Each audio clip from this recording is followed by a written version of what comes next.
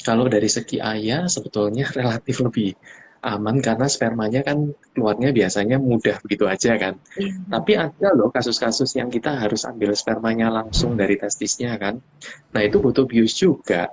Resikonya jadi sama aja.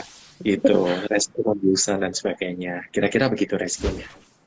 Salam Hmm, kenal Agni. Jadi saya Dr. sama-sama. Mahendra, salah seorang dokter yang ada di Bocah Indonesia. Apakah ibu yang ikut proses bayi tabung ini selalu berhasil, Dok? Atau mungkin ada chance untuk kegagalan ketika lagi proses bayi tabung, Dok? Angka kegagalannya lebih besar daripada angka keberhasilannya Agni. Wow. Jadi kalau yang Wow. berhasil itu kisaran akan tergantung usia ya, tapi rata-rata di sekitaran 30-40%. Kalau kliniknya cukup optimal dan sebagainya bisa mencapai 50%. Tapi kegagalannya otomatis lebih dari separuh dong. Gitu. Nah, Betul, betul. tapi apakah kita melihatnya cuma dari sana? Sayangnya enggak. Jadi yang kita harus ketahui bahwa kalau orang pasangan tersebut sudah mencoba berhubungan tanpa KB, eh, lebih dari setahun, itu angka keberhasilannya berapa? Di bawah 5%. Maka keberhasilan yang di bawah 5% naik menjadi 40% itu sudah 8 kali, 10 kali lipat begitu.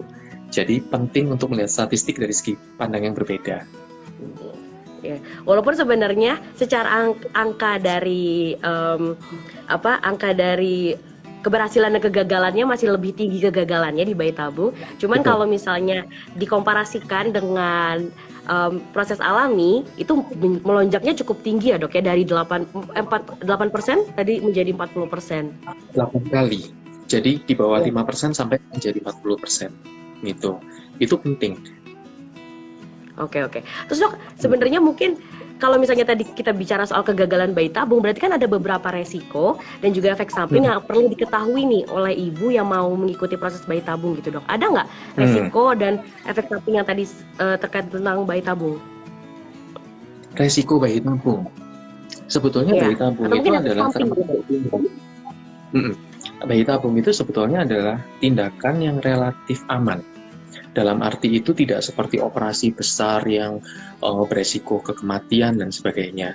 Walaupun sebetulnya tetap ada resikonya. Saya nggak boleh bilang 100% safe gitu ya. Karena bagaimanapun Ya. tetap prosedur begitu. Prosedurnya resikonya apa aja? Kalau dari segi wanita kan akan disuntik-suntik hormon ya. Kadang ada yang terjadi namanya OHSS, Ovarian Hyperstimulation Syndrome. Karena rangsangan dari obat tersebut membuat respon dari tubuhnya terlalu berlebih. Salah satu responnya itu produksi cairan terlalu banyak.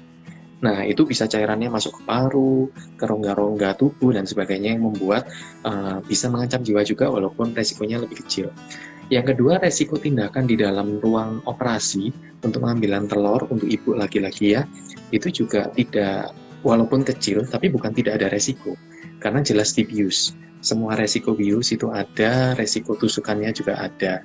Tapi tentunya sekali lagi pasti akan diusahakan untuk betul-betul sesafe mungkin. Itu. Nah, kalau dari segi ayah sebetulnya relatif lebih aman karena spermanya kan keluarnya biasanya mudah begitu aja kan. Tapi ada loh kasus-kasus yang kita harus ambil spermanya langsung dari testisnya kan.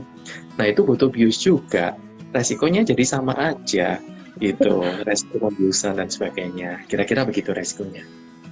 Berarti sebenarnya walaupun relatif aman tapi tidak bisa dibilang 100% safety ya, tidak bisa dibilang Hmm. 100% aman. Ada beberapa persen resiko kegagalan juga di situ ya, Dok, ya. Betul, betul. Itu kenapa kalau kita berpikir bahwa tidak perlu bayi tabung masih bisa misalnya cuma alami atau insem, kita nggak akan berpikir bayi tabung dulu. Kita nggak akan anjurkan bayi tabung dulu. Gitu.